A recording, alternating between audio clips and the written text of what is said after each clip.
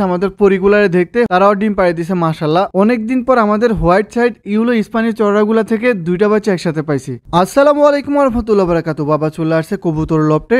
অনেকদিন হচ্ছে আমি আপনাদেরকে কবুতর লফটের কোনো আপডেট দিই না, চিন্তা করলাম আজকে আপনাদেরকে কবুতর লফটের আপডেটটা দিয়ে দিই। শুরুতে বাবা কবুতর খাবারগুলা দিয়ে দিছে, এরপর আস্তে আস্তে করে কবুতরের বাসার ডোরগুলা খুলে দিতেছে। ডোরগুলা খোলার সাথে সাথে সবগুলো কবুতর ফ্লাই করে বাইর হয়ে গেছে। তারপর বাবা একটা বাসার মধ্যে হাত দিছে, দেখেন দুইটা বাচ্চা বাইর করছে মাশাআল্লাহ মাশাআল্লাহ। অবশ্যই কবুতরগুলো খুবই ভালো, একবারও মিস্টেক করে না, সবসময় এদের বাচ্চা ফুটে। বাচ্চাগুলা রাখি তারপর বাবা চলে গেছে আমাদের পরিগুলারে দেখতে হোয়াইট স্প্যানিশ চড়াগুলা, তারাও ডিম পাড়িয়ে দিছে মাশাআল্লাহ। অবশ্য তারা এর আগেও দুইবার ডিম পারছিল, ওই ডিমগুলো নষ্ট হয়ে গেছে। এখন যে ডিমগুলা পারছে সম্ভবত এগুলো নষ্ট হয়ে যাবে, কারণ এরা ঠিকঠাক মতো দেয় না। আজকে একটা খুশির খবর আছে আমাদের জন্য, অনেকদিন পর আমাদের হোয়াইট সাইড ইউলো স্প্যানিশ চড়াগুলা থেকে দুইটা বাচ্চা একসাথে পাইছি। এর আগে অনেকবার ডিম দিছে, এগুলা শুধুমাত্র একটা বাচ্চা পুড়ছিল, বাকি সবগুলা ডিম নষ্ট হয়ে গেছে। এই প্রথম আমি বাচ্চাগুলো পাইয়া খুবই খুশি হয়ে গেছি, বিশ্বাস করেন অনেক বেশি খুশি হয়ে গেছে। তারপরে বাবা বাচ্চাগুলো রাখি দিছে, রাখি দিয়ে অন্যান্য বাসা চেক করতেছে আর কোনো জায়গায় বাচ্চা আছে কিনা দেখতেছে না, অন্যান্য বাসাগুলোর মধ্যে খালি। আর কবুতরগুলো দেখেন কি সুন্দরভাবে খাবার খাইতেছে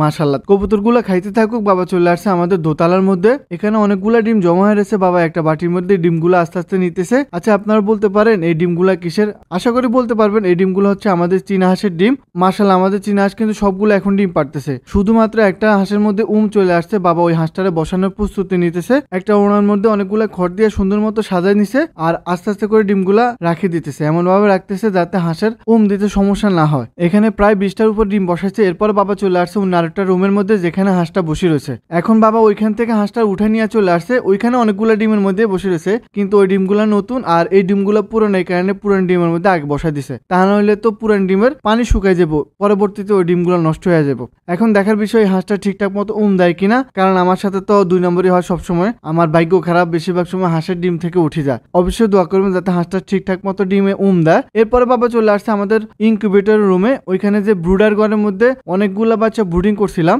ওই বাচ্চাগুলো তো আলহামদুলিল্লাহ এখন অনেক বড় হয়ে গেছে।